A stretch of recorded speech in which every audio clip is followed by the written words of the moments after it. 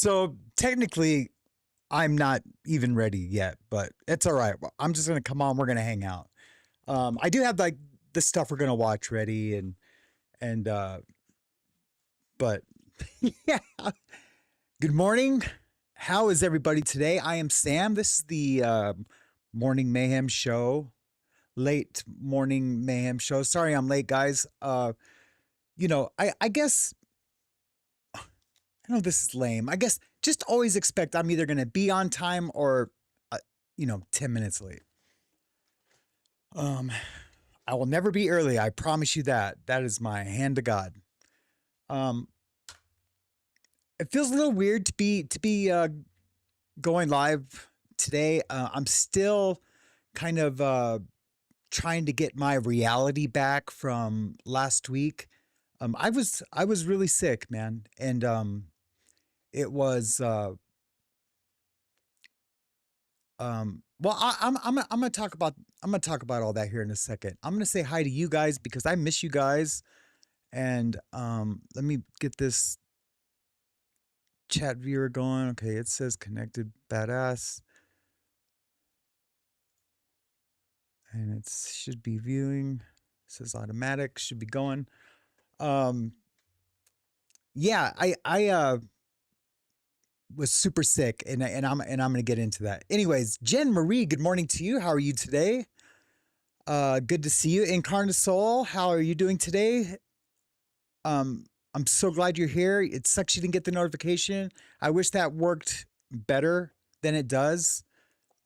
I know I don't get notifications. I watch Jesse on Fire. You guys probably all know who he is, or most of you guys do. And I watch him 2 times a day. And like for 3 weeks, I didn't get any of his notifications, and then I didn't really realize it yet. Oh, I did. The chat viewer was on. It's just I turned off the.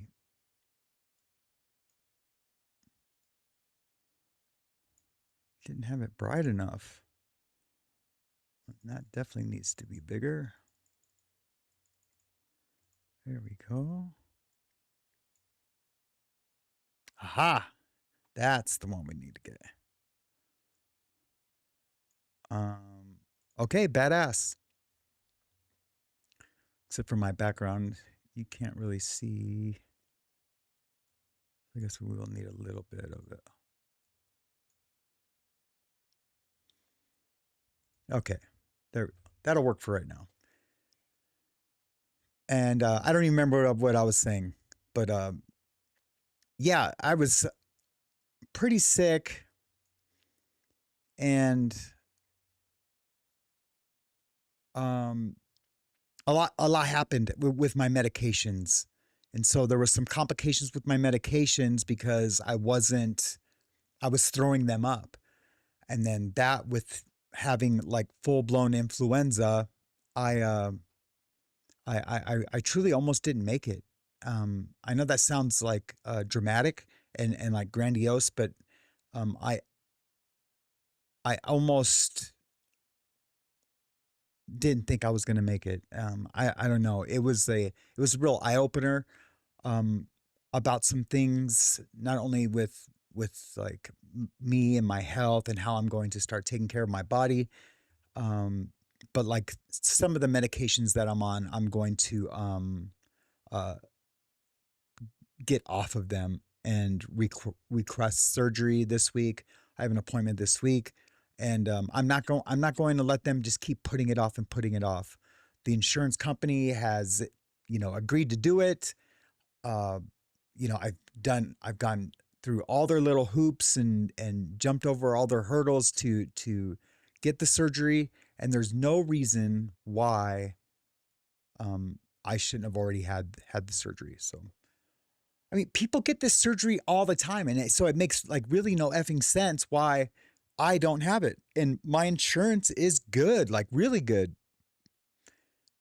There's no deductible. It's not like I have to save money to copay. Um, it's it's ready to go. Anyways, um, I'm going to meet with my doctor and talk about the surgery, but I'm also going to talk about weaning off some of my pain medications. And they're not opiates. They're, it's buprenorphine and naloxone and gabapentin. And they just made gabapentin a Schedule 2. And because of who I am as an addict, I'm really sensitive to withdrawal because, all those years of doing opiates, I was always doing a body scan, and some of you guys might be able to relate to this, but I'm always body scanning. There's really no peace. It's like that constant suffering that like Buddha taught, like even when you're like at your happiest, and you're like life couldn't get better, you're suffering still. And when I was younger, you was like, that doesn't even make sense. That doesn't even make sense.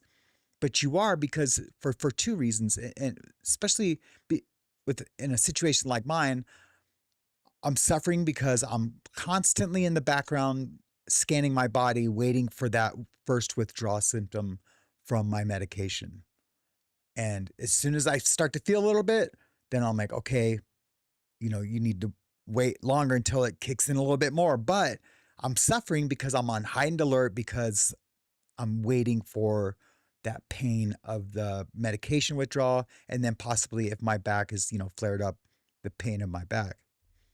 And then the other reason why Buddha said that we're always suffering is because we know that the joy that we're feeling and experiencing right now isn't going to last.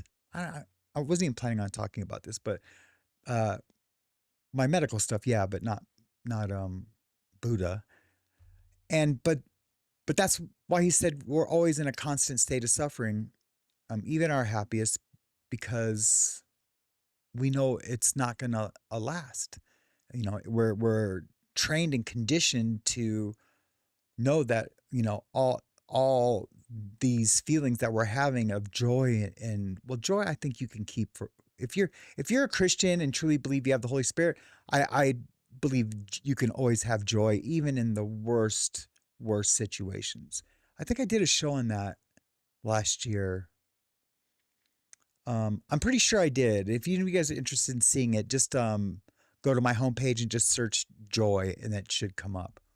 But yeah, I did I do believe you can always experience joy, but we are conditioned to know that, like, those that dopamine injection from a nice event, or a hug from your daughters, or your wife, or whatever,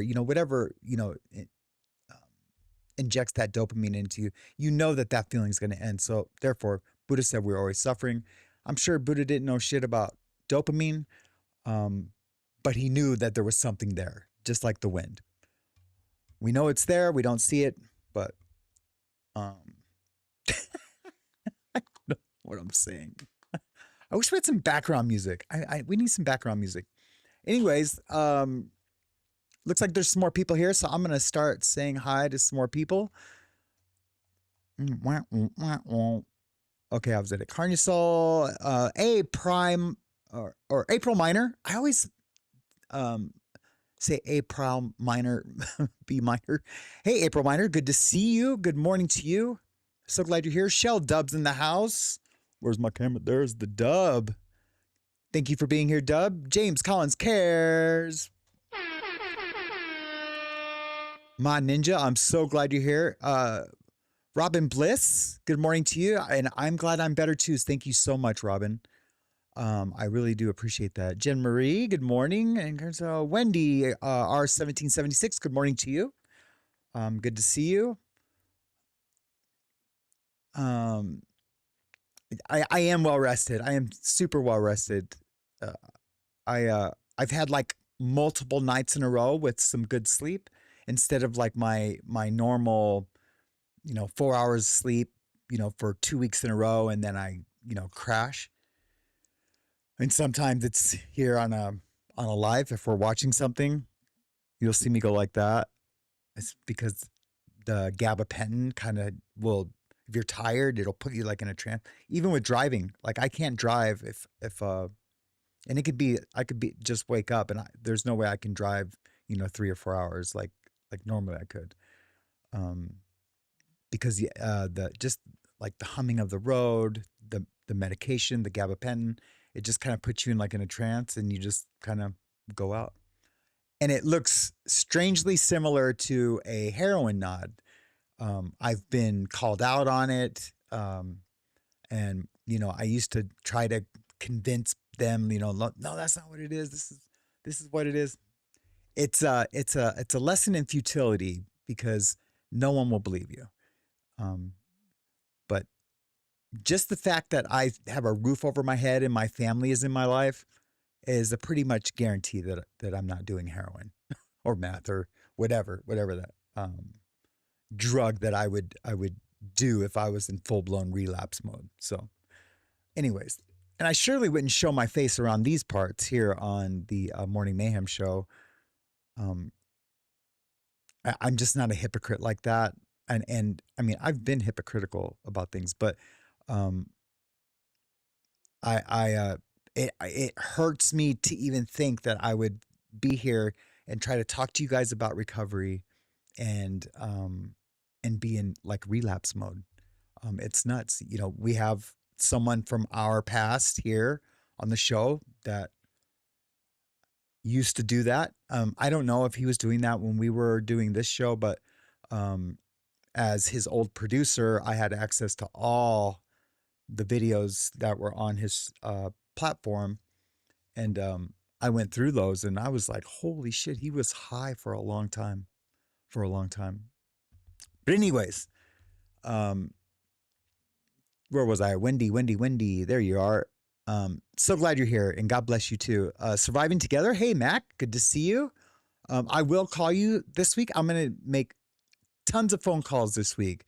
And I actually opened up my email browser link yesterday or night before. Some of you might have gotten an email from me, and I'm still working on answering other emails. That was the first time I've opened it in months. I mean months, and there wasn't really a ton there, which I was so glad. So glad. I would have hated to have seen a bunch of emails from people.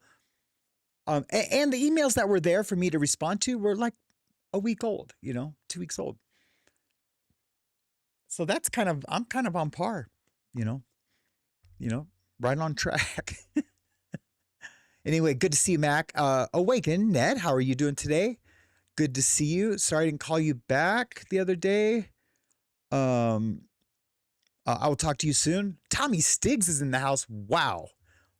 Tommy Stiggs. I'm going to give him a bah, bah, bah, bah, bah. Good to see you, Tommy. That's cool. Good to see you. I want to talk to you. But we'll have to maybe plan that someday. We had planned it before, but it's not even about doing a show. I just want to have a chat with you. But good to see you. So glad you're here, brother. Who else is here? Oh, also, with this new streaming software that I'm using, that I've purchased, I will be able to do the call-in show like so much easier than it would have been on StreamYard. And I'm thinking about doing a Zoom one also where you can just pop up and you can do video chat. But I know a lot of you guys, don't want to show your face and for your own privacy. And I totally appreciate that.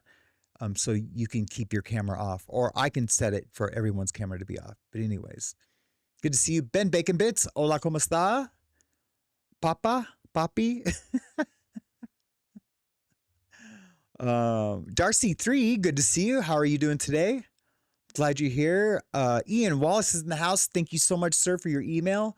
I truly appreciate that. And like I said in the email, I had asked about you a few times over the months, and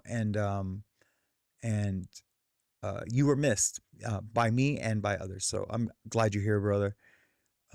Okay, Ben Bacon Bits, Darcy 3, awakened, Ben Bacon Bits, surviving, Darcy 3, and I'm at the end.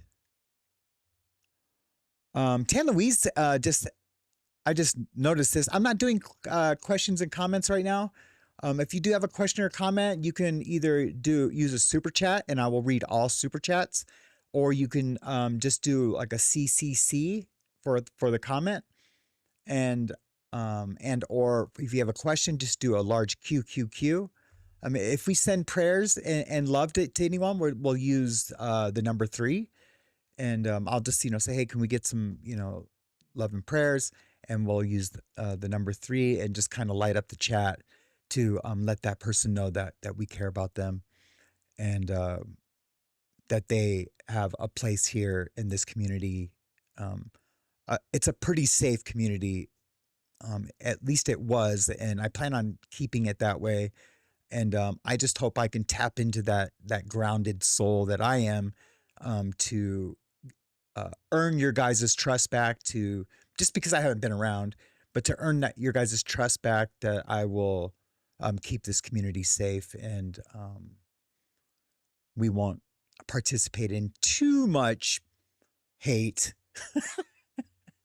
just a little bit, but we'll do it to be for information purposes only, not to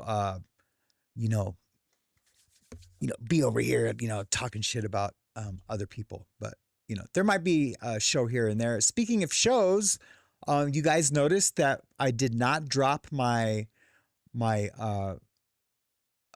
Jester's Long Con video. The reason for that is music rights. I did comment on a couple of chats, but just to go on record here, I missed an opportunity to license the music I put in the documentary, the background, and it's really important to me for that to be there, and so I didn't release it. I had a little bit of backlash, a little bit of backlash from Goot Juice. I stated why, and that's the reason why. And so now I'm re-editing it, and since I'm in there re-editing it, I'm adding some new stuff, some real fun new stuff that's come up, and I'm going to split it in half, and we're going to have 2 parts for this first one, and then there's a part 2 and part 3 that are like scripted, and there's spots for new information to come in, and it's going to be a fun series. So patience, everybody. I see the chat viewer isn't going, so we're going to refresh that. Hopefully it'll come back. There we go. Yeah, hopefully you guys will understand that that's what's happening. And I don't have an exact date, but it'll be by the end of this week. So just a day or 2 more, and it'll be fun. It'll be fun. All right, we have a question here. Question from Surviving Together. You guys can see it there on the viewer. Max says, when are we doing a show together? I've got a bunch of topics. Anytime. There's so much stuff to talk about. Mac and I, Surviving Together, we do legal shows together, and they're really good. I think they're really good. I'm an ex-con who knows a lot about the law. She's a lawyer who knows a lot about the law, and it's a kind of a nice, what's the word I'm looking for? Not dichotomy, not paradox. I don't know, but it's a nice blend of personality and information, and they're fun shows. So yeah, we will do a show. I have some topics too, and we probably have the same topics. There's Afro Man, there's Kelsey Fitzsimmons, and the Kelsey Fitzsimmons trial is just blowing up right now, guys. I don't know if you guys have been watching any of that. It's she's probably just going to get some probation at the very most.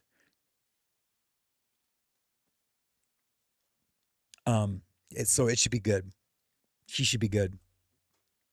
There's that. There's the Corey Richins. We can talk about that, and then there's a bunch of new stuff too, that hasn't really hit. Almost every morning I ask Grok, give me some new true crime that doesn't have any coverage, and it gives me crazy stories that are happening right now. And I'm, editing shows for the Legal Livewire Investigates channel. If you guys haven't subscribed to that, go ahead and go over there and subscribe. I'll put a link in the thing. Also, I want to have, if I don't tattoo today, I want to see if I can meet with the mods in like a Zoom call. Any of the mods that want to like be like a true real mod, where we have like links that you can put up, during the show. We can go over like ground rules for the show moving forward, and just kind of, chat. And I want to hear your guys' input on how we can improve the show. So we'll plan on that. If not this afternoon, I know that's short notice, but if not this afternoon, we can do it tomorrow. We can do it tomorrow after the show or something like that.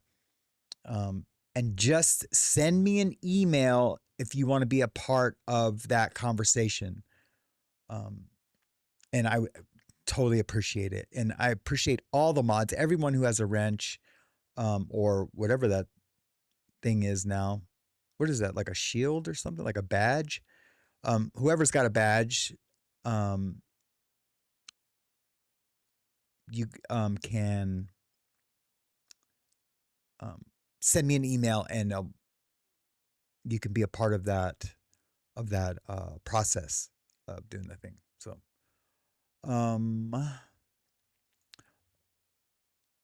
hey, Tommy Stiggs, thank you so much for the super chat.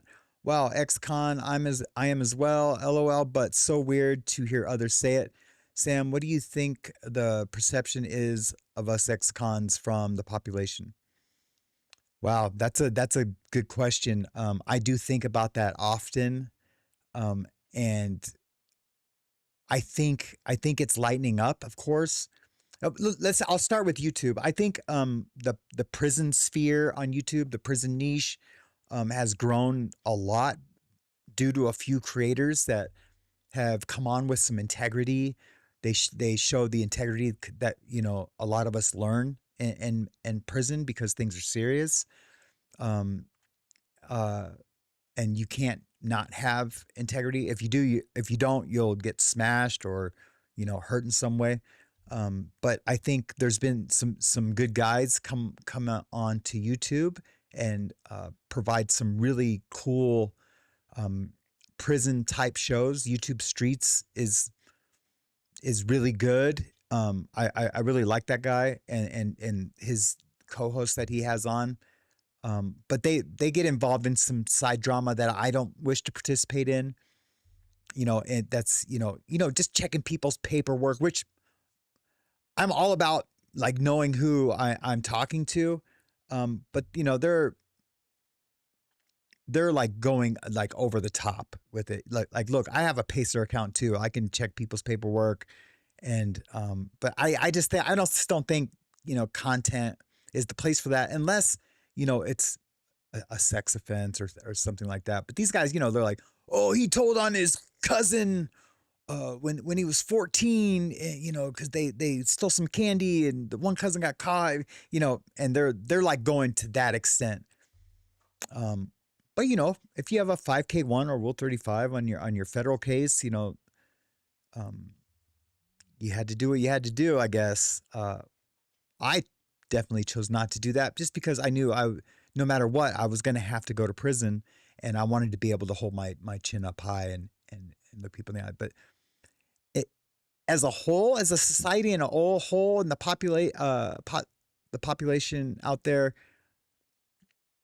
I think I think we're definitely accepted a lot more into community. Like every ex-con that I know that's not using drugs has a good job for the most part. No one's working at McDonald's. Those jobs are, coveted by teens, and they get those jobs. It's not like anyone really has to suffer if you have some health and you're doing good. You'll get hired. And it didn't used to be like that. I remember before I was a convict or even a criminal, which, I didn't commit crime or become an addict or knew that I was an addict until I was 30. So before that, I've hired people before. I've had to go on interviews. I knew that ex-cons were not welcome in a lot of places, um, and for employment, they just weren't. And it was really hard to get a job, to rent an apartment. Um, so yeah, it was bad. But thanks for the super chat, Tommy. I really appreciate it, man. Really, I do. And it's good to see you, man. It's so cool to see you. Okay.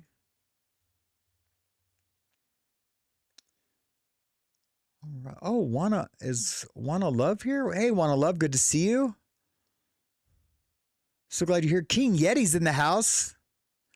Yeah, that's exactly who I was thinking of. King Yeti was Josh over at Lockdown 23 and 1.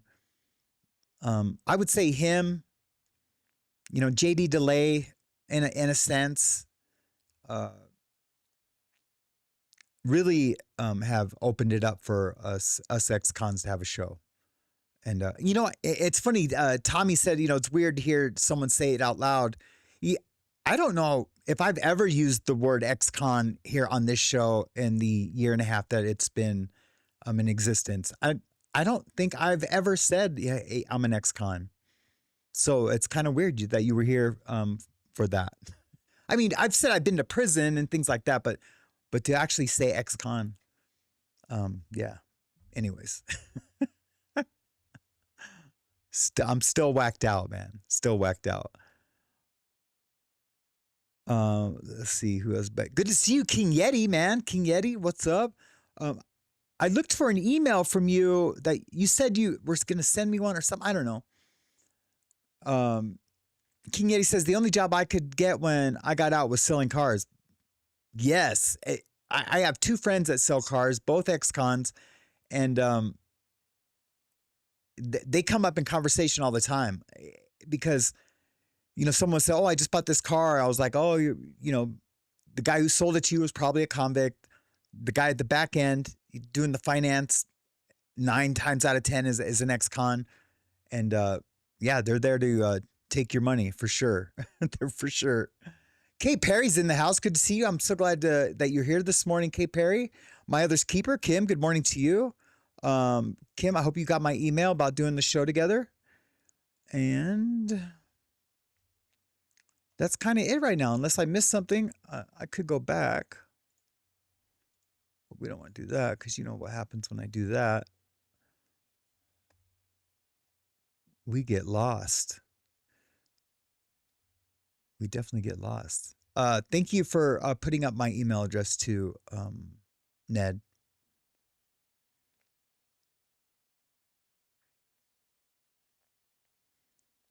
Dang, I can't. There we go. So anyway, what we're going to do today, we're going to watch a little bit of my interview with Matt Cox. It should be fun. I don't know how much of it we'll watch. I mean, I did a 4-hour interview. I was his longest interview. And he interviews he interviews FBI agents, cops, convicts. And the title, it's funny, funny, not funny. When he first released my interview on Inside True Crime, he called it, he said, Fraudster Finds Money Glitch. And I've never considered myself a fraudster. Like, yeah, I did some fraud. But Matt Cox is a true fraudster. Like he did scams that were, with banks and buying homes and selling homes and getting loans on, property value and like he was doing it. And I don't say that in judgment. I'm just saying like what I talked more about, prison and gangs and things like that. I would have said, ex gang member, finds money glitch or something. I don't know, but it kind of hurt my feelings when I first seen it. I was gonna call him and like say, hey man, can we change the title? But you know, first of all, he wouldn't do it. He wouldn't do it. He's like, no, that's that's not part of the deal. You don't get to say how I present my content or edit it or whatever. So yeah. Anyways, we're gonna watch a little bit of that. We might as well get into it. I don't have a recovery topic today, but like I said last week when I started the show back over, the show is a recovery show, and then after that, if there's like some hot topics we want to talk about, we'll just talk about it. We'll just kind of go with the flow, and there'll be a question and answer session. There'll be I'll read super chats at the end, and I'll announce it. So if you guys want to leave super chat, you can do it during the show, at the end of the show, or when you don't have to leave a super chat, you can just say comment or question. Anyways, let's get with it. I'm gonna remove the viewer.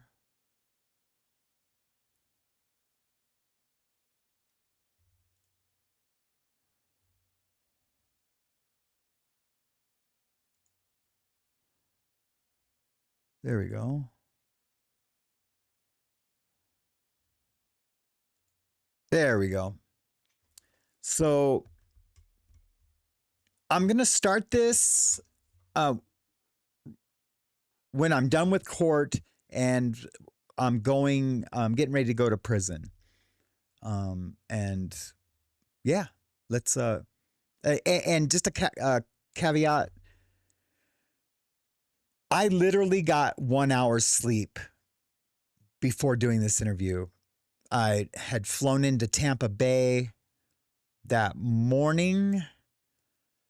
Like an idiot, I went to go check into my hotel first.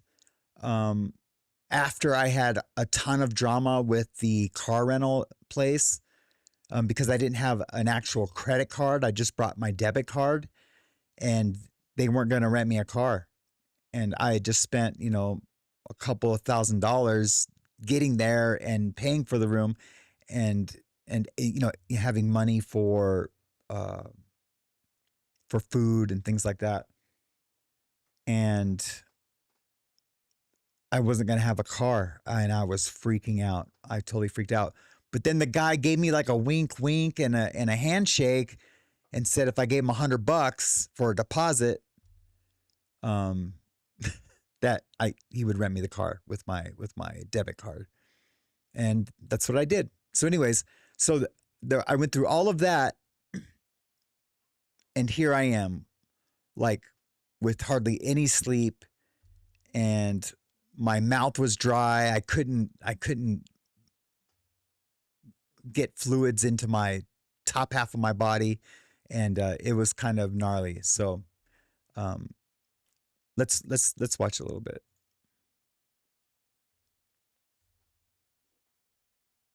We'll just fast forward. Now I'm on Con Air, getting ready to go to federal prison. Mm-hmm. This is where it starts, brother. I mean, it's already started because I'm going to federal prison. 2 years before that, I was a systems engineer, Mm-hmm. and now I'm going to the feds. So I'm on my way to the feds. We fly from Great Falls, Montana to SeaTac. It's just like a little holdover. Usually 1 or 2 days you'll be there, maybe a week at the longest. Right. Is normally how long you'll be there. I was there 18 months as a holdover. Yes, guys. Sorry. Yes, please smash that like button for me. It'll help get the show out there, into the algorithm. Hit it twice if you can. Yeah, hit the like button, share it. I don't even think you really have to share it. If you can just copy the link and and I just that interaction with the video will help it get out into the algorithm. Anyways, let's go back. So, you know, you can't really settle in as a holdover. Right. Because every night you're waiting for them to call your name.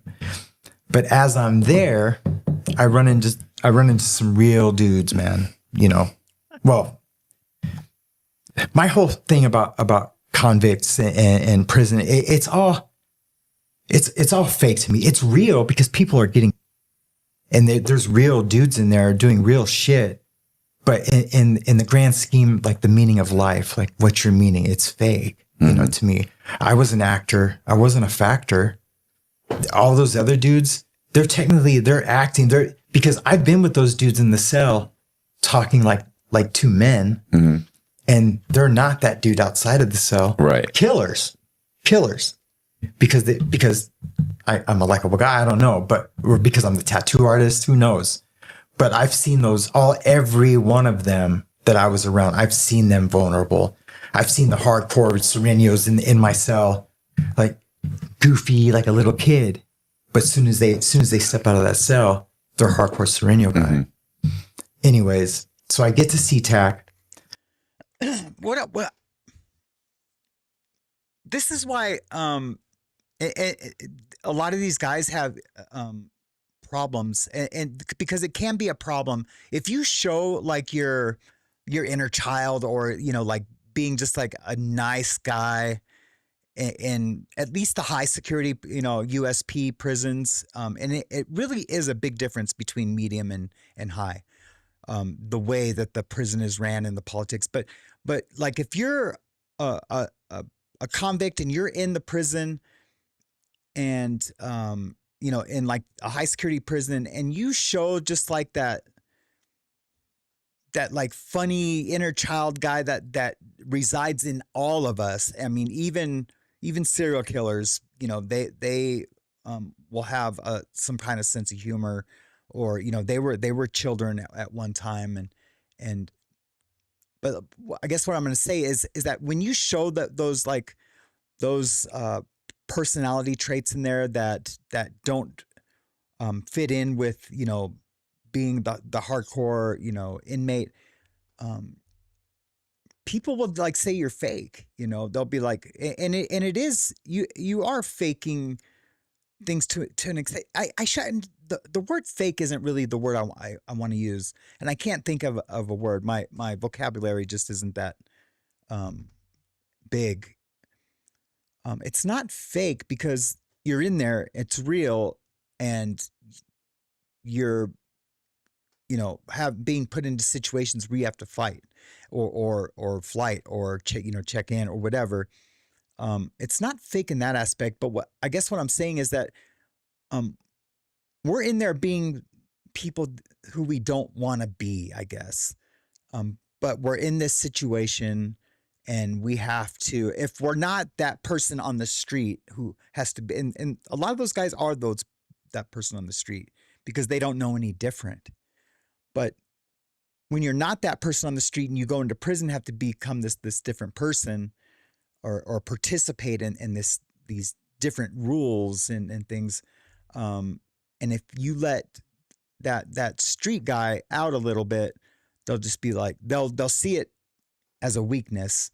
They'll see it as, oh, this dude ain't really about that, you know? But I was there to show him, like, look, this night might not be who I am for real, but I can become that guy, you know?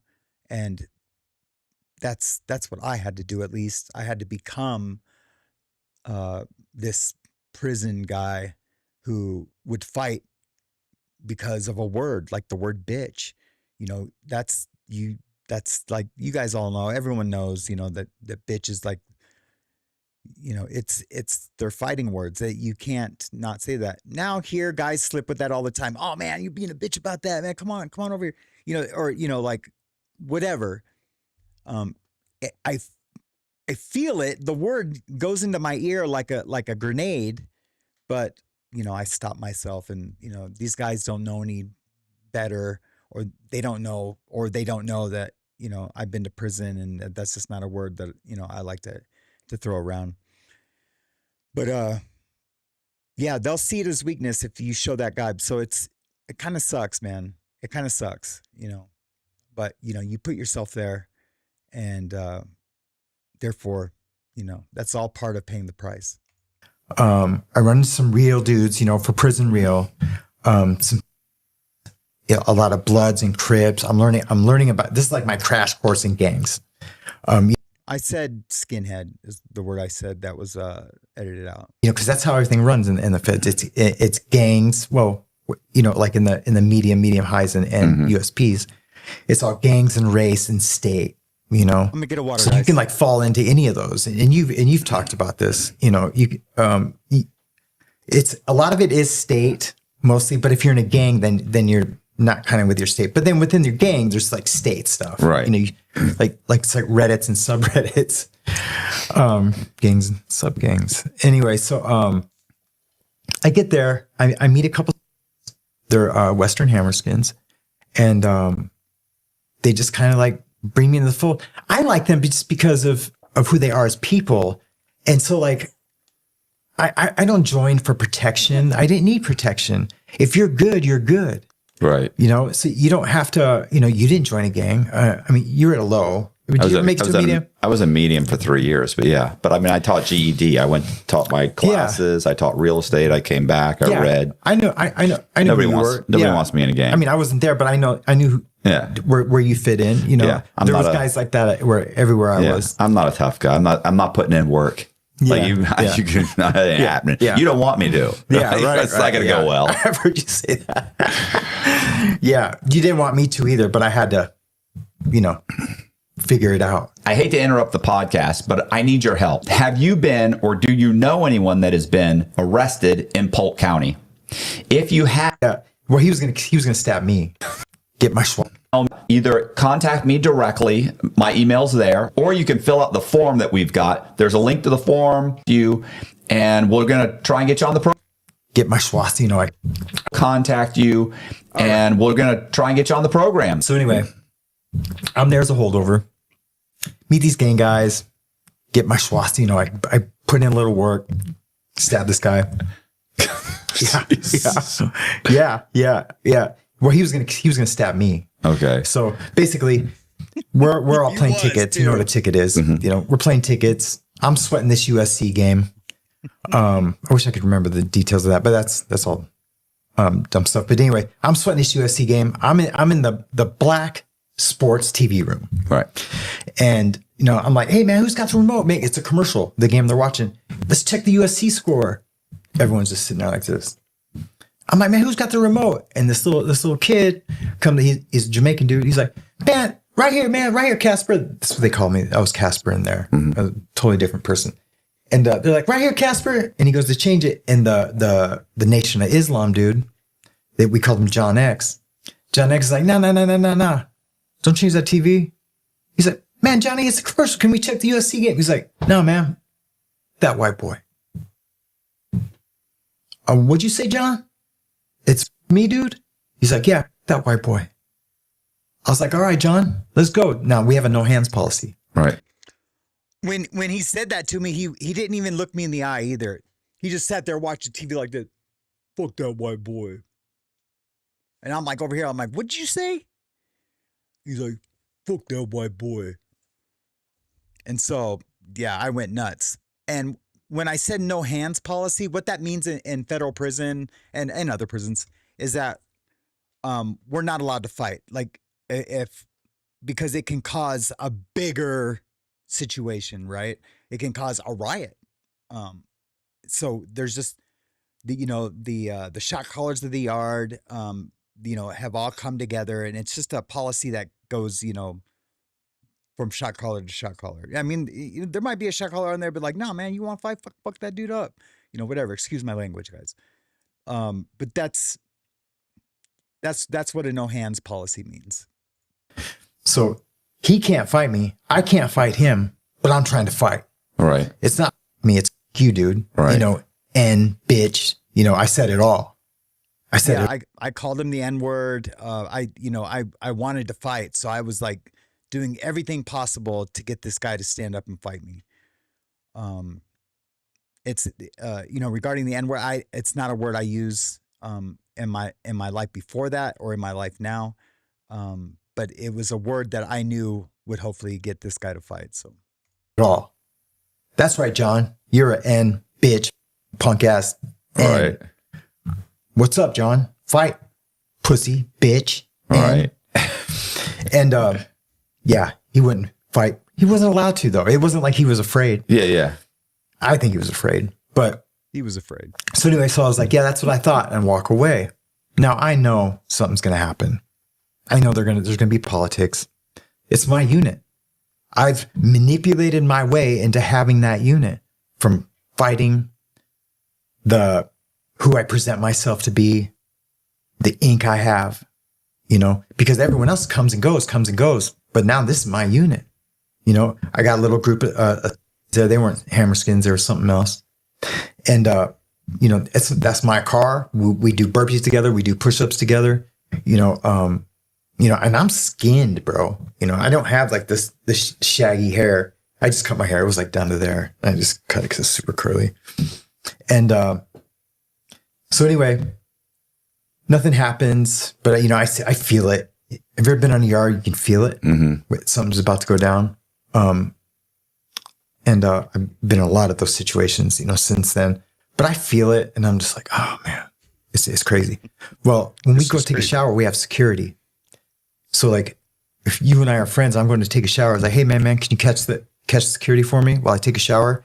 You just stand out there while I'm taking a shower. Yeah. I used to think it was dumb.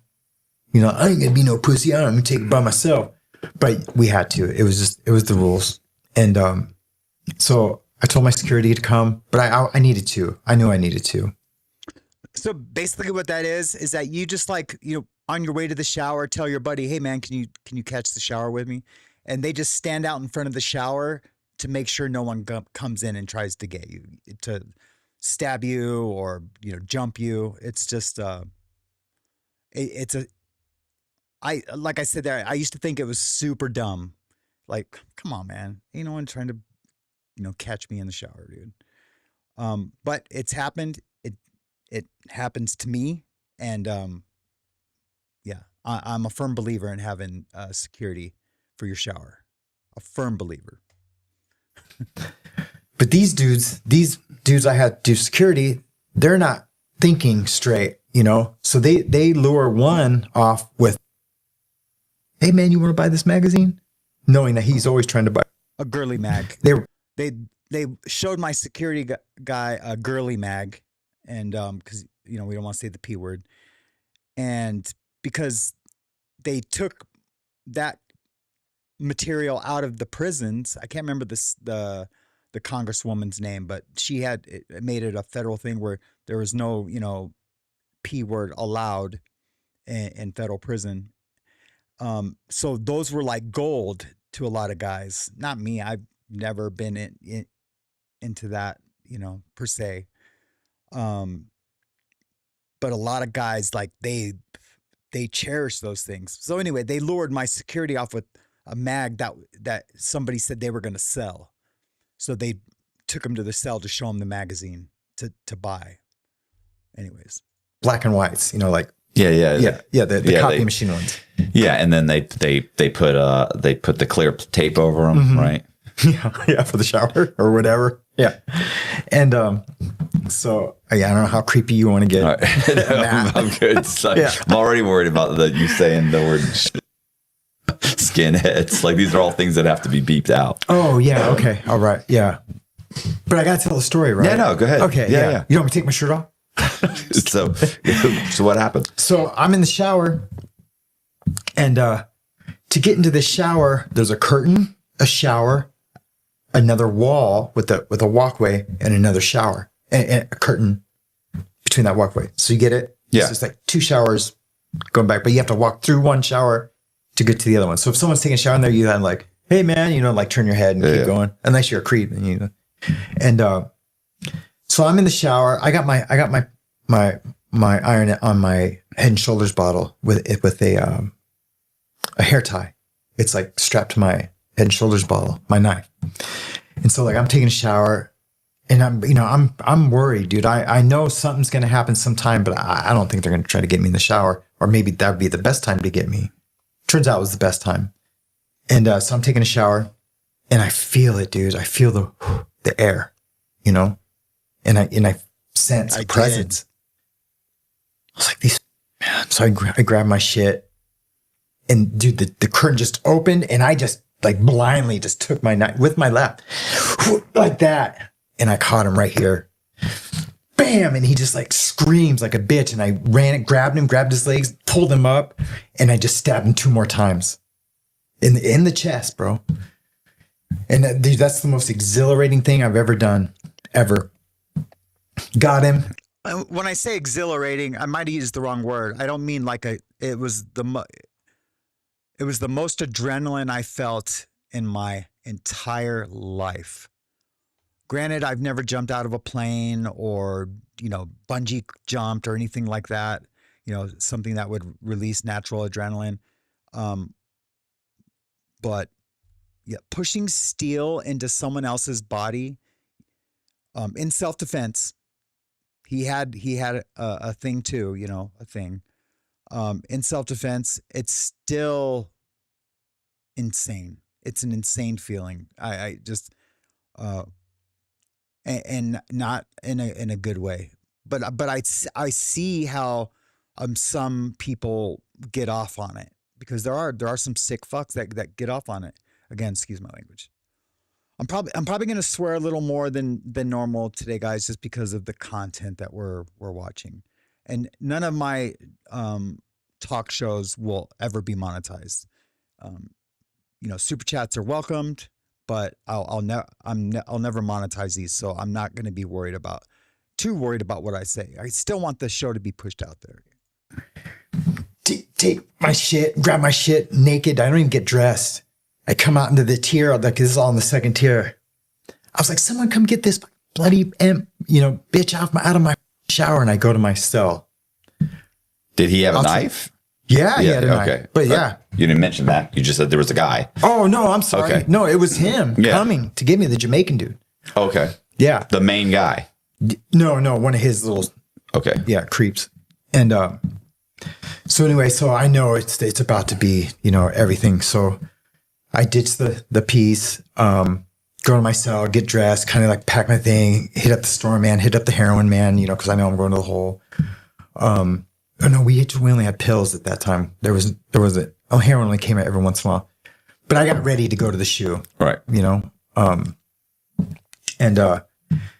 Yeah. So they come in, they take that dude out. He lives. Yeah. He lives. And dude, they don't even investigate it. SIS, I mean, I go to the hole.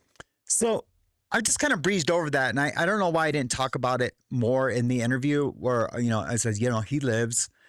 And I'm going to tell you, when I was in the hole, you know, the shoe, it's like, you know, a dungeon, you know, 23-hour lockdown. When I was in disciplinary in the shoe, as soon as I got there, I wasn't a Christian at that time, obviously. I literally got on my knees and begged God that dude would live. You know, I just buried a sharp weapon into this person. I've seen dudes die from one little poke with like a nail with a handle on it. Just a poke, and the guy, you know, ran off. And this dude was big. He was like 300 pounds, and dude got poked and took 3 steps, and bam, he didn't make it. So I had seen that before this incident. And so I was freaking out that dude would live. And he did. And so I just wanted to elaborate on that a little bit. I wouldn't be here right now if he wouldn't have lived. My whole life would have been a completely different story. So, you know, now that I think about it, it helps me understand that God's got something bigger for me, you know, at least bigger than that. It doesn't have to be grand, but definitely, I'm still here for a reason. and I still have my freedom for a reason. Because they know it was me. But there's no like, they don't send it to the prosecutor. Wait, you know, they threatened all of that. SIS came and talked to me one time, and I was like, I don't know. They were like, well, we seen you come out. The other guy must have been saying, I don't know either. Yeah. Okay. Yeah. And so, nothing happens. Of course, they searched the whole unit looking for everything. I learned a long time ago that it's really hard for them. Their case has to be kind of tight. Yeah. Yeah. Because a lot of it's mutual combat. And if for some reason, if they don't have the weapon, that it's hard. Well, and the FBI doesn't want to pick it up unless it's airtight because they don't want it to go into a prison. They don't want the prisons are typically way out of the way. And most of these guys aren't cooperating. And then if somebody goes to trial, we've got to move all these inmates back there. It's better if it's just absolutely ironclad where people are going to take pleas. Yeah. Yeah. So anyway, I kind of made my bones there, you know, like now, like, I know this all sounds corny, but now I have my credibility. You know, now those things mean something. Those tattoos mean something for real. Like they have like paperwork that come with them, and that's all important. You know, in the grand scheme of things, when you get to where you're going, like super important. If I'm gonna be in that role, if I'm gonna stay. How long do you ultimately get? Like you've still never said how much. Before I get to that part, what I meant by that, how that paperwork, it was very important to the tattoos that I have on my chest, because I had the symbol, the symbol that, you know, Hitler uses. I had that already. And with another incident where I didn't use a weapon, I had an outline of lightning bolts. And after I did that to that dude in the shower, I was able to fill in my lightning bolts. And it's just a thing. And it's not like that everywhere. You know, you just people, you know, in prison and like a lot of guys will say, you know, like, oh, hey, did you earn those tattoos? And if you didn't, then they'll be like, oh, you're fake. You're all fake. And so that's what I mean. Like I'm in there faking it. And now I really earned my tattoos. And so what I mean is that it'll give me, I'll be able to slide into to being a shot caller or, and, you know, other things. It all helped for a part of my story of this character Casper that I became inside federal prison. It all, you know, it was a part of the props, you know. Yeah. So that's what I mean by that. Time you got? Oh yeah. So I got, I don't think, or did I miss that? No, I was going to say. No. I got 108 months. Oh, okay. Yeah. Yep. Which, yeah, I can't remember. I was a 3 in the top and a 31 or no, 29, 2 points for acceptance of responsibility. No 5K ones or anything like that. No downward departures. Accused tried to bring me into their trial. But they eyewitness. But fortunately, But I, you know, and give me what a story. But that U.S. attorney down there, they wanted them. I do. You know, well, I was going to say, well, probably, you know what I mean? Mostly because you didn't get anything. You probably should draw. People ready for the, you know, stuff that people hadn't heard. Yeah. And, you know, because you don't tell everybody, you know, everything. There's no way you felt better after that. I sure the hell did. I felt way better after that. Oh, There's no way, stuff that people hadn't heard recently, story. Bro. Yeah. And like someone asked me pretty recently, like, because I was like kind of getting people ready for the, you know, stuff that people hadn't heard. Yeah. And, you know, cause you don't tell everybody, you know, everything you've done. And, they're like, oh man, wait, there's no way you felt better after that. I sure that. And like, especially cause I didn't get nothing out of it. I wish I hadn't have done it. especially because I didn't get nothing out of it. Well, I was going to say, well, probably know what I mean? mostly because you didn't get anything. Yeah. I mean, that would have been a good 3. I mean, and so many people hadn't heard. Yeah. And, because you don't tell everybody, everything you've done. And, they're like, oh man, wait, there's no way you felt better after that. I sure the hell did. I felt way better after that. Like, I felt amazing after that. And was it worth those 3 or 4 years? I would have told you then, yeah, because I'm a tough guy. Right. But it wasn't. It wasn't. Because those 3 or 4 years, a lot happened. Right. A lot happened. I'm talking about. And you probably would have gone to a lower security because you wouldn't have got so much time, and you've got this violence on your. So yeah, that's crazy. He cut it out. That story was there before. So I one of the guys that testified against me in my trial, because I went to trial before, and then got it overturned, and then came back, and then I took a deal. Anyways, one of the guys, I broke his jaw in jail, and that's what I talk about. Like, yeah, no, I felt a lot better, after doing that. But I did get more time. I would have had to have done less time, if that makes sense. Anyways. Speaking of that, so that happens at SeaTac. Well, they weren't like shipping Montana guys, but all the other Montana guys were only there for 2 or 3 months. Yeah, it's longer than the norm, but it wasn't 18 months like me. Right. And I found out what was going on. It was I kept getting write-ups, shot after shot after shot. And so they kept having to redesignate me. Like, I started off, I was going to be at a low.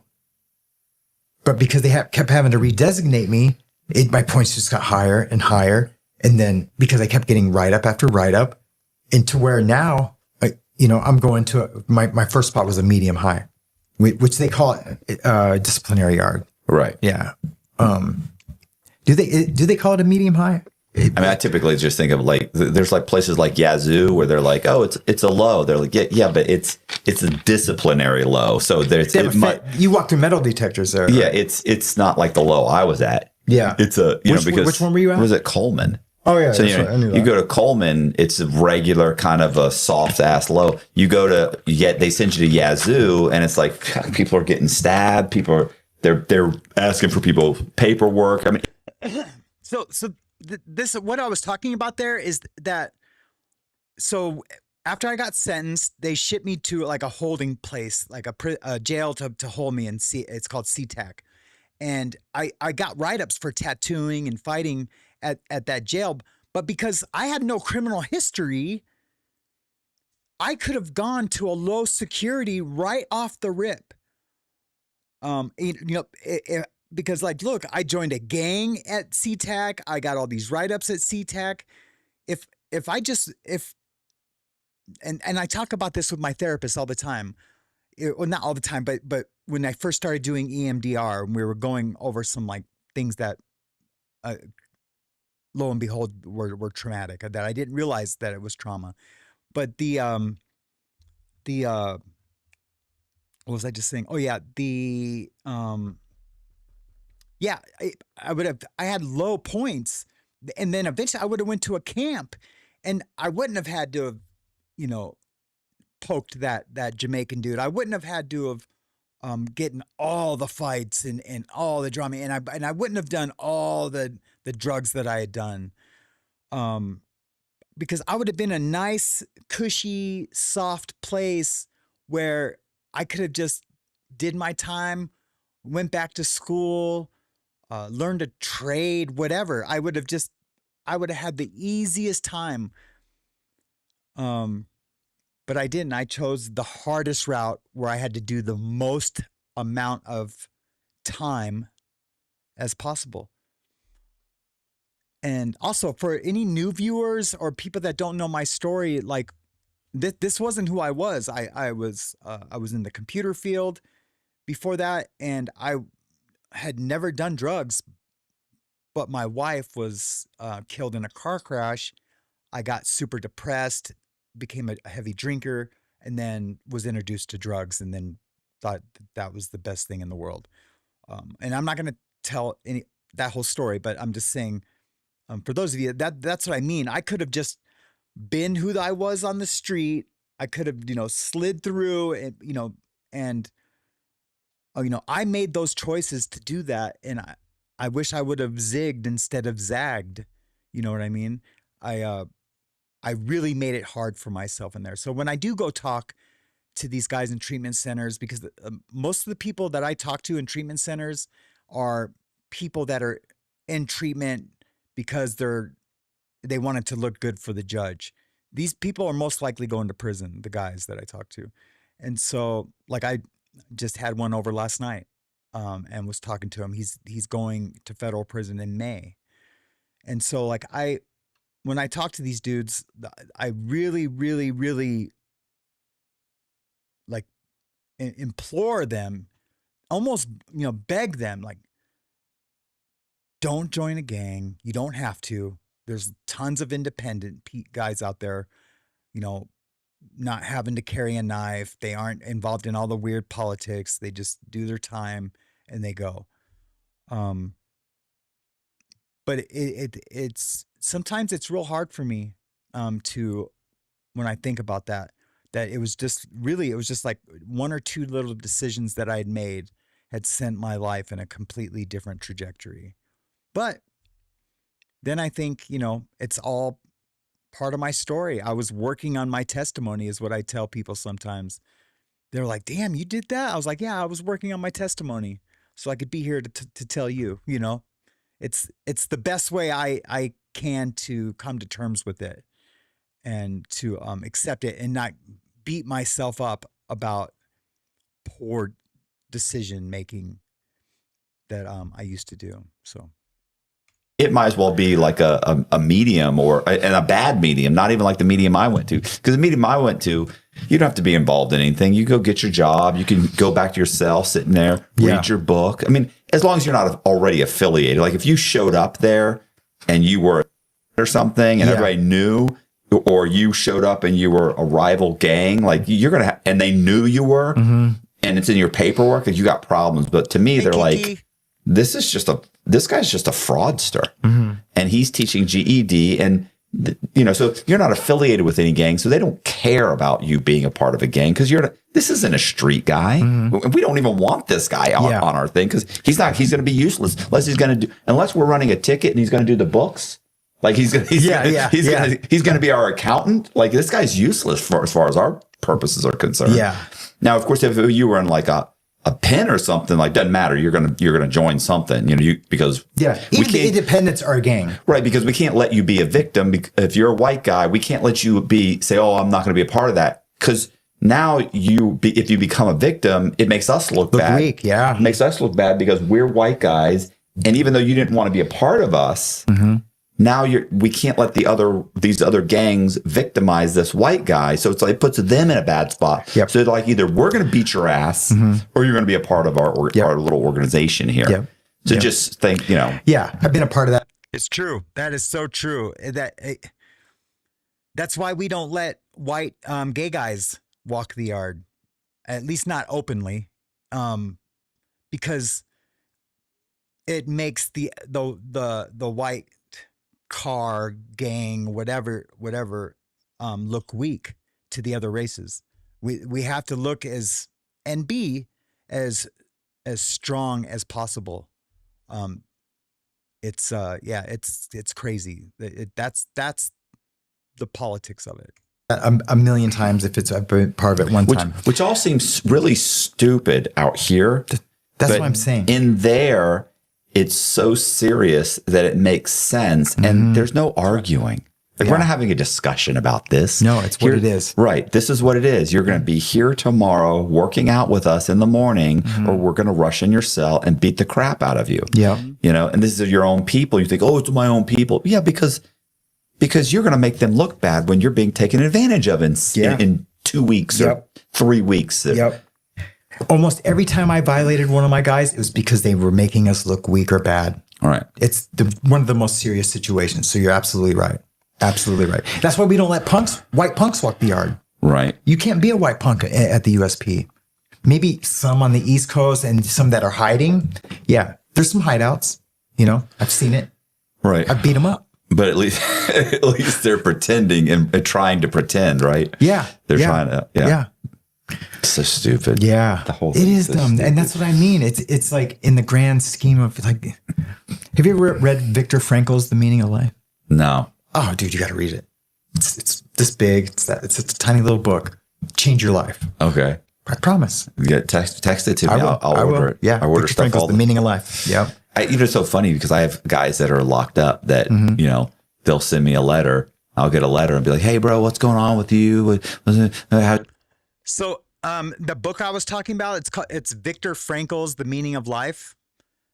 If any of you haven't read that book, get it today. And if you can't afford it, send me an email and I'll buy it for you. That's how strongly I feel about this book.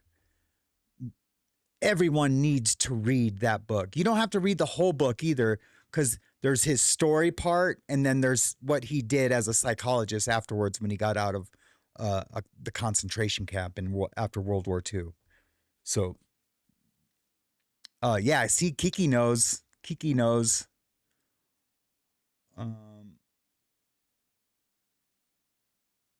Anyone else? Yeah.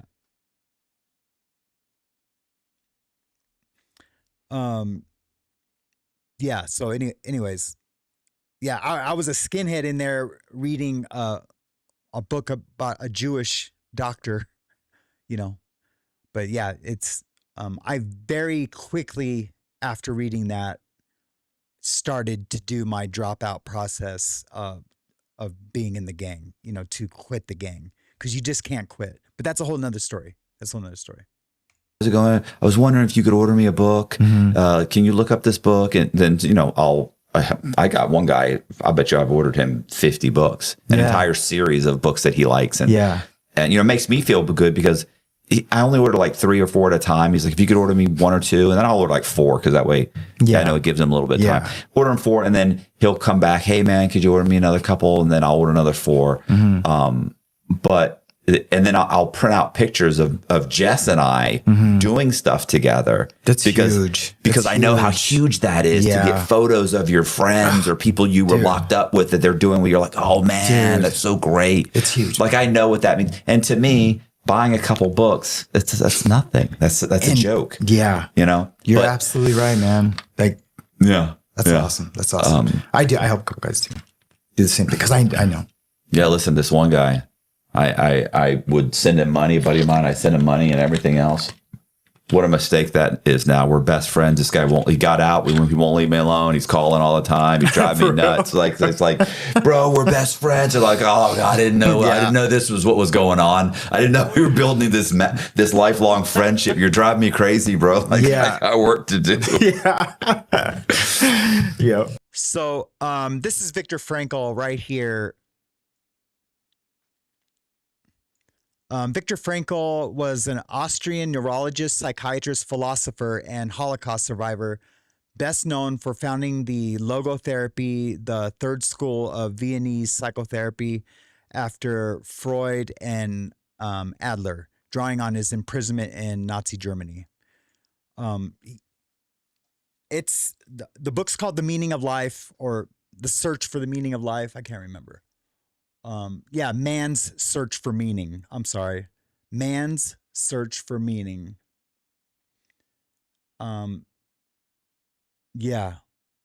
Please shoot me an email. If you can't afford that book, I will send it to you today. So anyways, I don't know if I should tell this story about the book right now. Don't let me forget to tell the story about that book and how I got to read it. That's funny. I know. My wife, it drives my wife nuts. We'll be at Walmart or something, and these guys just come out of nowhere. Casper, my homie, what's up? I had one guy say it was someone I knew from years and years from like with my wife and living before, and he heard my voice at the restore. This is a funny story. And he comes like, "Are you Sam?" I was like, "Yeah." He said, "Do you remember me?" And I barely remembered him. Yeah. I was like, see so yeah, many dude, people. yeah. He gave me a hug. He's like, dude, I knew it because your voice is so, remember, he said, he goes, it's like an angel. Dude, my wife looked at me like, and we were talking about that the other day too. She's just like, okay, see you later, voice of an angel. I was like, what the? It sounds like a girl. I've done telemarketing before. And it was like, okay, thank you, ma'am. Every time when they hang up with me, I'm like, I'm not a ma'am. I don't think you have a female voice, but I was going to say, I had this guy, that invited me to this thing in the Keys I just went to. Mm-hmm. And there was there's 50, 60 people there. And he was introducing me around, and he watches my podcast. But the way he would introduce me is, hey, this is Matt Cox. Matt, listen, this guy's got an amazing podcast. Listen, I fall asleep to him every single night. I was like, after about the third person he said that, I said, could you not introduce me as you keep saying? Yeah. Like, it's not, I don't think it's coming off the way you think it's coming off. Yeah. Just tell him I have a podcast that you listen to at night. He's like, oh, I didn't mean it like that. I'm like, yeah, I know, but it's coming off really, really creepy. Yeah. And of course, because he says that, people look at me like this. I'm like, if you want your melatonin increase, just listen to Matt Cox. It's not what you think. Yeah. I'm not whispering in his ear at night, Yeah. So that's right. I tried to put on Theo Vaughn last night to go to sleep. I couldn't sleep. I got to sleep like at 3:30, and I just probably excited, nervous, whatever, Right. And dude, I just couldn't do it. So I just shut everything off, turn on a fan, just kind of, and just as soon as I fell asleep, alarm. I was like, oh my gosh. Theo Vaughn is hilarious. Listen, he's so funny, dude. There was a waiter that looked like Theo Vaughn. He even had this was at that place in the Keys. Mm-hmm. He even had, it was a young kid, he was probably 17, but he looked like Theo Vaun. I guarantee Theo Vaughn looked just like this kid when he was 17. Yeah. And he even had the haircut. He had the kind of partial mullet. So my points get high, and so that's kind of the reason. And the gang guy now, the SIS gang guy, is like coming to talk to me all the time. When I say SIS, the SIS is like the FBI out here. The SIS investigates all the gangs, all the murders, because there's probably, at the USPs, there's probably an average of 10 murders a year on average. When I was at the prison where Whitey got killed, there was 13 murders in like 7 months. 8 months, like on the yard, on the prison yard. 2 of them were in my unit, and the guys who did them actually tied them up, and that never happens. You tie somebody up and then kill them. Very ugly, man, super ugly. Now you're on his radar. Now I'm on his radar. Yep. There's some other crazy things that happened at SeaTac. We had a little riot with the Paisas. Crazy because there was pool tables in the units where where we watch TV and stuff, and because it's just like a building next to the airport. Yeah, and kind of like Oklahoma. Yeah. OTC. I was at Oklahoma for a couple of weeks. Yeah. And anyway, it was right there. Right next to me, this dude I was watching TV with, we were just sitting back, got hit with a pole cue right side of the face. And then, but there was a lot of lames there too. But technically I was a lame, but I was just better at, playing the part, right? And I wish I wouldn't have said that, because I never considered myself a lame. But if I would have been like my just normal square self, the guys who I was like seeking approval from, those kind of guys would have been like, oh yeah, just that dude's a lame. Just get him out of here. I wanted to be the cool kid, I guess, if to put it in a cliche way. I don't know. I don't know what I'm saying. Yeah. So anyway, I was on the gang guys' radar. So now where I'm heading, I got this big file, and it was literally, my file was like that. And, everyone else's coming was like that. Mm-hmm. And to where like I was in R&D and the dude's like, Yarber, I can't find your file. Can't find your file. And it was like that. And he had set something on it, like another file folder. I was like, is that it? He's like, holy shit. He's like, yeah, you're going to have to come in, stay for a captain's review. So I went to the shoe. Yeah. My file, this is what I mean about choices and making that choice. If my file would have been this thin when I got out, it would have been that thin when I got out if I wouldn't have done the things that I did. My file when I got out was like this big. It was huge. And my case managers always said like, what the hell, dude? What the hell? I was like, tattooing, all of it. I literally, I feel like now if I, replay the whole thing, like, globally and think about it, I was probably still on self-destruct mode from, the guilt that I had from, my wife's death. That's why I would use, drugs, and that's probably why I just didn't care and became, this really kind of a monster, in a sense, not like in a murderous sense. Everyone else went to the units. They sent me to the shoe, and they put me on a captain's review. And what a captain's review? Ever heard of captain's review? Yeah. Yeah. So they just kind of investigate, come talk to me. Like, are you going to be good? Yeah. Is he going to cause problems on the yard? Is he going to have any issues with anybody on the yard? Is this going to set something off? So a captain's review is that, like the bus of guys gets to the prison and then everyone goes to the yard. Well, everyone went to the yard, but I had to go to the hole until a captain could approve me to go to the yard. So it's called a captain's review. I don't think it happens anymore like it used to.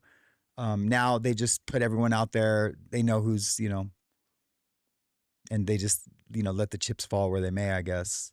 I don't know what their reasoning is for stopping them doing it, but they've pretty much have stopped captain's reviews in the prison. Because, I had, even at that time, I had like maybe 10 or 11 separatees already. Chomos, people I've just smashed, or just people who've smashed me. Right. Well, I'm pretty sure that guy you broke his jaw had a separatize on you from then on. Oh, yeah. Yeah. And I always knew, like, when I would be designated, if I was heading somewhere and I didn't get it, because, I kind of requested, and, the case manager or counselor would be like, yeah, we'll try to get you there, bro. You're good. And I wouldn't happen. I'd be like, oh, John's probably over there somewhere, telling on someone. And so anyway, finally my day has come. I'm in the shoe and they're like, Yarber, roll it up. I was like, dude, what? My buddy jumps down. His name was Sparky, little skinhead out of Vancouver, Washington. And he's like, man, you're going. He's just so happy for me, man. This is just to go into the prison. Yeah, dude. He's happy just to go to prison. Yeah. But this place was all enclosed. We never went outside. Mm-hmm. And I was there for 18 months. But man, I had a lot of fun there. Caught Hep C there, though. So that sucked. I'm cured now. There's the cure. Yeah. Yeah. But the feds paid for it. They're like really good about that. They want you to live to do your time, I guess. Exactly. They'll keep you alive for, Yeah. But to be honest, I was devastated when I first found out. I thought it was like getting AIDS, Yeah. And I was like, oh man, I'm never gonna have sex again. I'm gonna die. My liver's gonna just shrink up and fall away. But anyway, so I get to Oklahoma. Everyone's trying to find out where they're going. Hey man, can you tell me where I'm going? Nope. Every once in a while, you get an air marshal that might, know for some reason, mm-hmm. and like tell you like this is where we're headed, and that's probably where you're going. But they stop at multiple stops. But anyway, so I go to Oklahoma. I'm only there like 2 days. I'm expecting to be there for months because that was my last experience. Yeah, it's so funny. I Sam-splained everything. I know it's quirky and I don't want to say cute, but it's a thing that I do, but that's why this interview was 4 hours. It's literally almost double of any interview he's ever done, and mine's 4 hours because it's probably 3 hours of Sam-splaining. It's so crazy.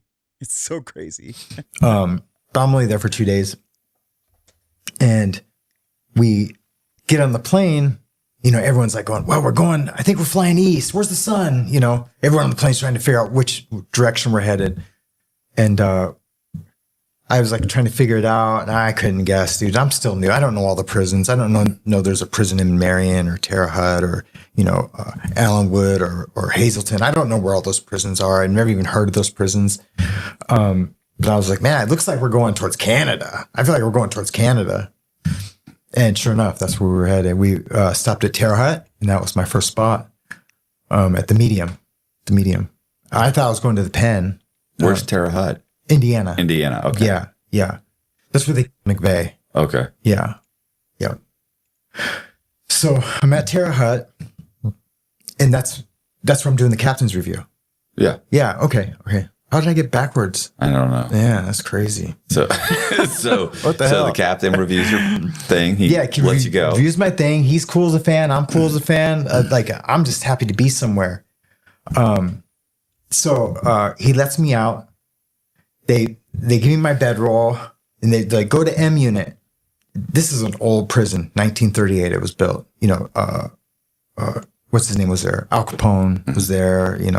Al Capone's wife was in the women's prison. So I get there, I got my bedroll. I was like, yeah, man. I'm so happy, man. I get to this unit, it's M unit, M, doors open. And I look, and all I see is black dudes. I mean, as far as you can see, it's a really long, old, metal, old, crazy dark, type prison. And, like super dark. Look, I've been telling all these stories, and I haven't even gotten to prison yet. This is all just in federal holding centers and transfer centers. It blows my mind. It blows my mind. I could have had such an easier time. Like especially in this unit right now, right? I'm like, I think you got the wrong unit. He's like, no, man, you're up there. Yeah, 136 or whatever. I think it was the cell. 136 up there. I'm like, nah, you got me in the wrong unit, bro. All I seen were black guys in the unit. And they were like, okay, you're up there. And I mean, it was just a sea of black guys. I mean, the units aren't that like a sea, but they're big, So I saw like 60 black guys and no white guys. And they're like, yeah, you're in there. And I was like, what? No, I'm not. You guys lost your mind. Not out of fear. I just, obviously you guys have, you're doing a thing here. And yeah, I was like, yeah, you got me in the wrong spot, man. I can't be in there. First of all, I can't live with a black dude. He's like, oh, here you're going to live with a black dude. I was like, no, I'm not. I can't live with a black dude. Go get my file. Go get the captain. It's like if I lived with a black guy at Terre Haute, if I went anywhere else, I would get stabbed for that. They would stab me because I live with a black guy. And that's what I mean. I can. It's just, yeah, it's the politics. He's like, no, you're going up there. I'm like, no. He's like, your celly's not black, dude. I'm like, who's my celly? Because I don't want to be some creep. I'm going through the whole thing. Yeah. I'm trying to, be tough, be cool. These are the rules I have to live by. Right. Because if I go somewhere else and you live with a GD? No way, man. And they'll stab me for it. Yeah. Something as little as that. Okay, anyway. I said it. I didn't think I said I it. look, the cop goes, hey, Doss. Doss comes like looking over. He's like that. It's this little old man. I was like, all right, man, I'll live with that dude. So I go up there. Doss is this cool old bank robber. He's robbed like 135 banks. Can't stop robbing. Gets to the halfway house. Robs a casino just so he can buy a pack of cigarettes. You know what I mean? Right. He just can't stop robbing. Doss, good ass dude, man. Super old, good ass dude. Big old glasses. The Chominators or whatever, 2000s. Yeah. And Doss is like, I'm so relieved, bro. I'm like, what? He's like, I got a white boy. I was like, yeah, I'm a white boy. And he's just like, man, I'm so glad. He's like, you're cool on top bunk? You want me to get up top? I was like, no, man, I'm cool on top. I love top. I do love top bunk, but right. Bottom bunk. And so we hit it off. So I start asking questions. What's it like? Is there anything on the table? Meaning like, are the white boys in any shit right now? Is things about to pop off? And he's like, no. He's like, what? No, man. This place is cool. He's like, if you just came from that, you know, that kind of, you're going to love it here. Right. And I'm like, I don't know, man. He's like, I said, well, I'm going to go take a shower, man, and fly my flag. And what that means is like, show everyone who I am with my tattoos, right? So I get dressed, put my towel on. Then I go, you going to catch security for me? He's like, dude, you don't have to do that here. I was like, man, you going to catch security for me? He's like, oh yeah, bro. Oh yeah, bro. So I go to the shower and I just walk. And I'm big at this time. I'm like 255 with like hardly any body fat. And I just go down to the shower. He's standing there. Everyone's just like, this guy. Right. And there was this dude, right? There's This guy's dude. going to be a problem. Yeah, this guy's going to be a problem. We're all trying to do some nice, quiet time. Yeah. But you know, as soon as I find that out, that's what I'm trying to do. Yeah. I'm not trying to be a problem, but I look like I'm a problem. Right. So I'm walking down and there's this black dude who's got long dreads across the way. I'm thinking he's a Jamaican. I probably just stabbed his boy, you know. Turns out that wasn't the case. But anyway, so I go take a shower. When I come out, the dude's still standing there looking at me. And he's like, hey man, when you get dressed, man, come holler at me, bro. You know, he's like super cool. I'm like, all right. So I go down. I'm going to hold on real quick, guy. I'll push play. And there I get dressed and I'm like to myself, I'm like, hey, who's that fool? Who's that fool? He's like, oh, that's OGA. He's a GD board member. Like knows Larry Hoover, you know, the leader of the GDs. You ever heard that name? Yeah, Gangster Disciples? Yeah. Or just the name? Yeah, Gangster Disciples. Yeah. No, I thought you meant the name of the guy you just said. Oh, Larry Hoover? Yeah, I don't know who that he's is. the one who started the GDs. Like he's their founder. Okay. Like on his birthday. So, just real quick. So when I mean by fly my flag is that I walked out into that sea of black guys with a big swastika and a big lightning bolt on my chest, and I just come out and just let them know, like you know, hey, I'm here. This is what I'm about. It's what I'm supposed to do, right? And then one of the leaders of the Gangster Disciples, he sees me and he goes, hey man, when you get done, man, come holler at me. I'm like, yeah, okay. And that's the story I'm gonna get to. After this story, I'm gonna take a few comments, a couple questions, and then I didn't realize we've been on this long. Maybe tomorrow we'll do a little bit more of this, and I'll come up with a recovery topic too. They all have a plate of food, no matter where they're at in the world. They like it's a thing. And he goes, yeah, that's a board member for the GDs. And I was like, oh, great. So like I get dressed. I know he's not gonna fight me because there's always no hands. Right. Yeah. So going down there is not going to be a problem, but it's maybe a horror talk or something. Yeah, right? yeah. So I go down there. He's like, man, have a seat, man. I was like, man, I'm good, bro, man. I just got here. You know, I just trying to get the lay of the land. He's like, man, have a seat, man. I was like, all right, man. But I could tell by his tone, he's cool. Right. Him and I end up being super close. Like it's one of my favorite people in the world, actually. And so I sit down and the guy who gives me this little talk, this black gang member, and I'm, you know, a skinhead at this time, is one of the best people I've ever met in my entire life. Just tons of integrity. He's not your average, you know, what do they call these young black guy YNs or something like that. He's nothing like that. I'm like, what's up, man? What's up? He's like, who you run with? And I, you know, told him my shit. And he's like, all right. He's like, you cool, man? I was like, I'm cool, man. He's like, no, man, are you cool? I was like, yeah, man, I'm cool. He's like, all right, man. He said, that was it. But I knew what he was saying. Right. He's like, are you cool, man? Or do you really hate me? Right. Yeah. Do you really hate me because of my skin color? Right. That's what he was asking me. And I was like, yeah, man, I'm cool. You know, what I want to say is this shit's all fake, dude. Right. Yeah. You know? Right. But, you know, I can't do that. I still got to meet all the white boys in the yard, you know? But him and I talk later, you know, he realizes, man, Casper's as cool as hell, man. That's my dude. He would always tell me, but when I'd owe a ton of money for heroin, you know, I'd need, you know, 100 books, you know, $500 worth of books, you know, and I'd be like, man, let me get a couple racks of books. He'd be like, all right. He'd send me throw me $1,000 worth of books. That's how cool we end up being. Right. And I pay my debt and then I pay him back because he would give me more time. So I go to the yard, first rec yard, go to the yard, meet the white boys. Of course, a couple are leery, man, who's this fool? But they're just hiding out. I already know that. I can already feel that. They're just, they don't want to be like, like that, because they don't want to get close to me because they think I'm going to like lift rocks and, check their paperwork, run them on pace or whatever. But I didn't do that. Right. But I put off that vibe. You know what I mean?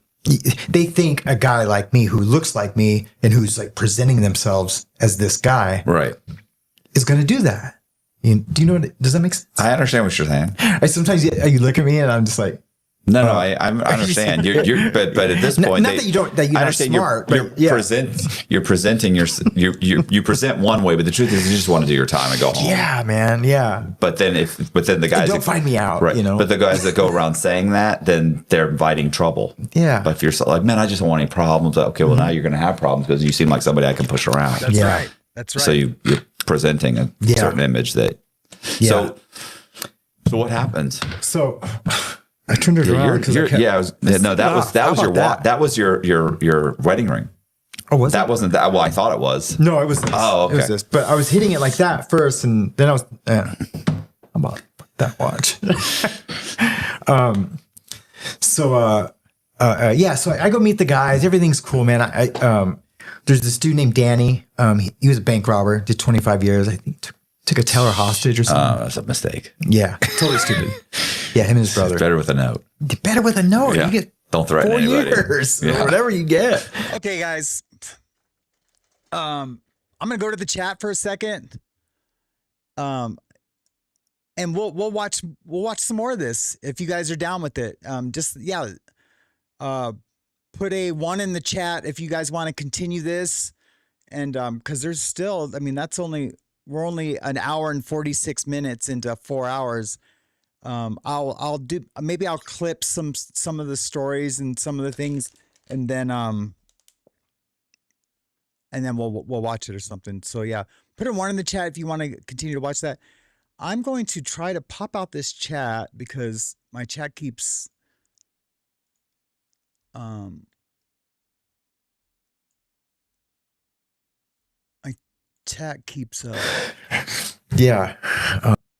leaving. Yeah, so let me see if I can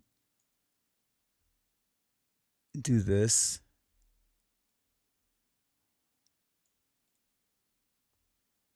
Sorry guys, I'm just trying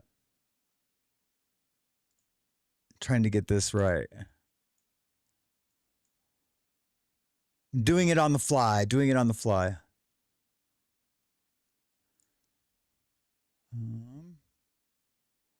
I know what I'll do. I'll just do it like this.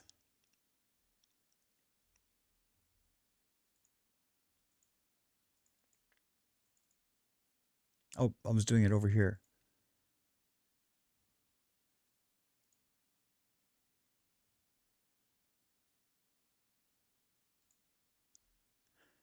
One second.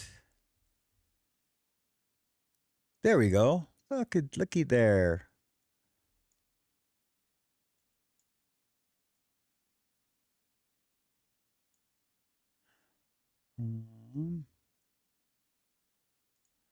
I'll just do it like this. Pop out the chat. Oh, I lost it.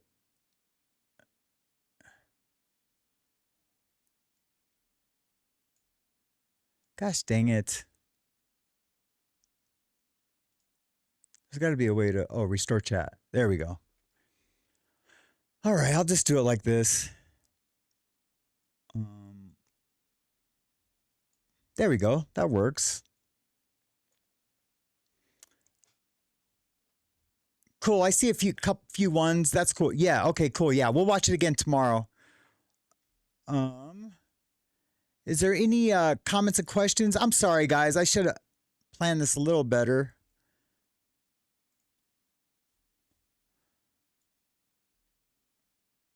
There we go. That works. I don't have to use some widget. King Yeti says, time card Tuesday, always the rule, but when it's in full effect, There's always a rule, but when it is, it's in full effect. Pop it like a juicy zit. You guys are crazy. Brilliant interview. Thank you, Ian. I appreciate it, brother. Yeah, I think tomorrow I'm gonna clip some things and then we'll watch it. We'll watch some more of it. Thank you guys for showing up today. I really appreciate it. I love you guys so much. I just do. And I'm going to be better about being here as much as possible. Make sure your notifications are turned on. And so you find out the lives, but 10 o'clock is going to be my time, 10 to 10:15. That's going to be my time. And we'll get it going. I'll start putting together the shows a little better. You know, it's just going to keep getting better. And hopefully I don't get sick again. You know, it really sucked. So anyways, you guys have an amazing, amazing day. I love you guys. And, you guys will be happy to see that I got my, I figured out my, my intros and outros, and I love you too, Tan Louise. Thank you so much. I love all of you guys. This is the best community, and I appreciate you guys being here. You guys have an amazing day. Stay loud. Don't be woke. Stay wild. Stay awake. I just gotta wait for this song. This was morning mayhem, and we'll see you in the fire.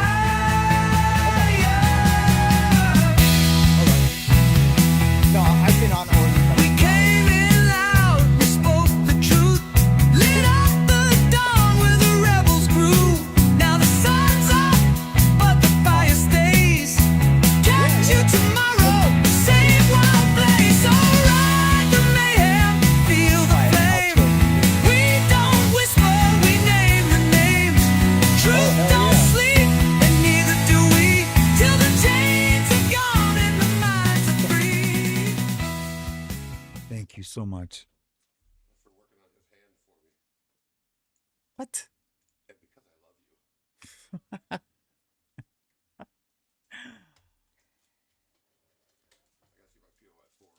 Oh, do you?